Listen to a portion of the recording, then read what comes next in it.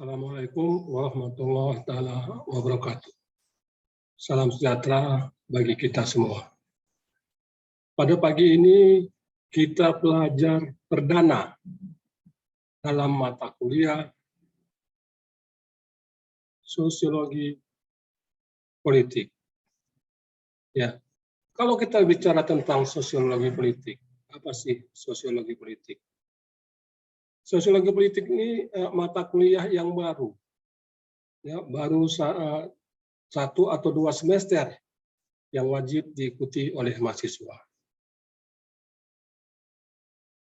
Dalam mata kuliah sosiologi politik ini kita akan belajar mengenai sosial dan politik. Ya, sosial itu adalah perubahan-perubahan perilaku, perubahan-perubahan di masyarakat. Ya, kemudian politik itu adalah pengambilan keputusan, ya, dari seluruh anggota. Sebelum kita belajar lebih lanjut, ya, kita dulu mengadakan introduction, bagaimana kontrak kuliah, bagaimana perkuliahan daring kita. Untuk itu, marilah kita lihat yang satu ini.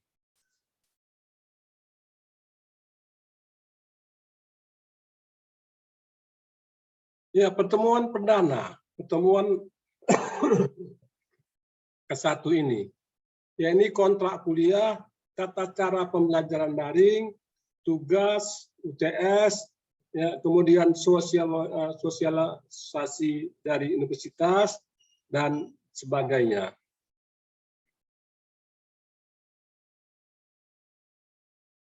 Visi dan misi Universitas Pembangunan Pancabudi, ya, juga mempunyai visi dan misi sebagai sebuah universitas, ya, yang terbesar di Sumatera Utara. Seperti kita ketahui bahwa Universitas Pancabudi memiliki mahasiswa sebelum COVID sekitar 17 ribuan, ya, mempunyai visi menjadi perguruan tinggi swasta yang terkemuka berbasis religius dalam mengembangkan iptek yang bermanfaat bagi kemaslahatan umat.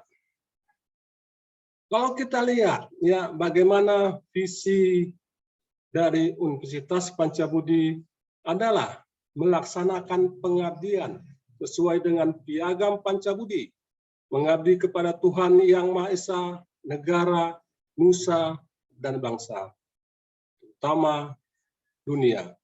Kedua, mengembangkan iptek berdasarkan Al-Quran dan hadis. Dan yang ketiga, mencerdaskan kehidupan bangsa dengan menggali sumber-sumber ilmu yang berfaedah dalam bidang iptek dan inteks.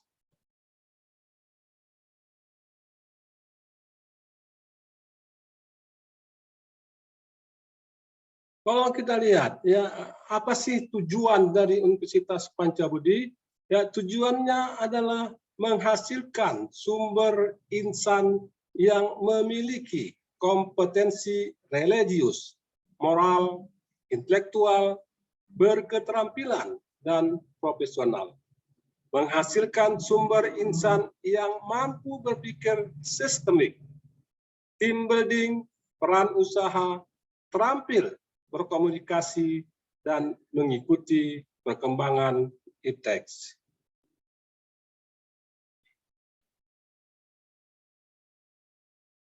Sekarang kita masuk dalam kontrak kuliah. Ya, yang pertama, kita masih belajar secara daring selama 16 kali pertemuan.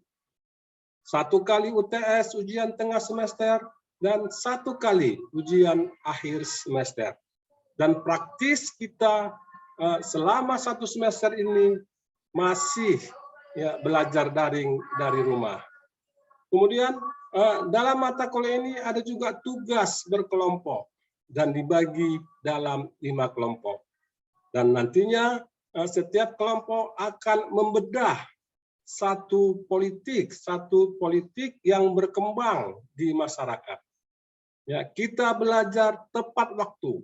Ya, dalam hal ini saya tidak menunggu-nunggu kalian untuk masuk kelas. Dan begitu jamnya sudah tiba, saya langsung masuk. Dan kalian terlambat, ya 5 menit boleh saya apresiasi, ya boleh tetapi kalau lebih 5 menit, saya akan tolak untuk masuk. Kemudian absen seperti biasanya ditoleransi selama 3 kali. Ya, tanpa kabar selama 3 kali berturut-turut tidak dibenarkan ya untuk mengikuti ujian UTS maupun ujian akhir semester. Kemudian satu lagi ya adalah video agar on, ya, agar kita saling mengenal. Tidak dibenarkan dalam pembelajaran yang berlangsung video di-off-kan. Kemudian kalau kita belajar ya dari rumah, ya, yang pria wajib memakai celana panjang dan wanita menyesuaikan. Kemudian inilah ya kampus kita, kampus Tamadun yang dinamakan kampus 1 di Jalan Seyes Kambing, Medan. Dan inilah semua ya, sekretariat universitas berada di sini. Kemudian di samping kampus 1, kita juga memiliki kampus 2 di Jalan Timur, Medan. Kampus 2 tersebut ya, digunakan dalam sekretariat pasca sarjana. Dan dalam kampus 3 Jalan Ayanda. Dan disinilah kita ya mengenyam atau belajar ya sebagai seorang mahasiswa setiap harinya sebelum COVID berlangsung.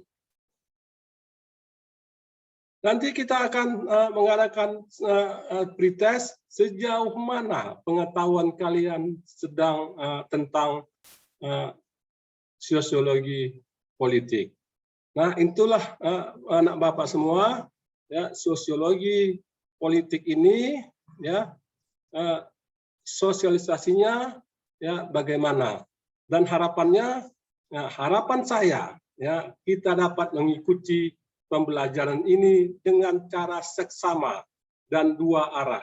Dan saya tidak akan hanya saya didengarkan ya kuliah saya, tetapi kalian juga ikut aktif. Kita belajar 2 arah. Ya, jadi agar sesuatu itu kita dapat mencerna dengan baik, maka kita harus belajar 2 arah. Saya akan menyampaikan pengertian-pengertian, materi-materi, ya. Dan kalian setelah saya bawakan, kalian boleh bertanya tentang materi tersebut. Ya, demikianlah anak Bapak, ya, tentang pertemuan perdana ini. Ya, mudah-mudahan ya semua ilmu yang saya curahkan dapat kalian serap sebaik mungkin sehingga menambah wawasan kalian, menjadikan kalian generasi-generasi intelektual muda sebagai generasi milenial dan sebagai generasi ya Z yang akan ya mendapatkan, yang akan menerima estafet kepemimpinan ya baik sebagai pimpinan di suatu dinas ataupun sebagai manajer handal. Demikian kita akhiri. Wabillahi taufik wal hidayah. Assalamualaikum warahmatullahi taala wabarakatuh.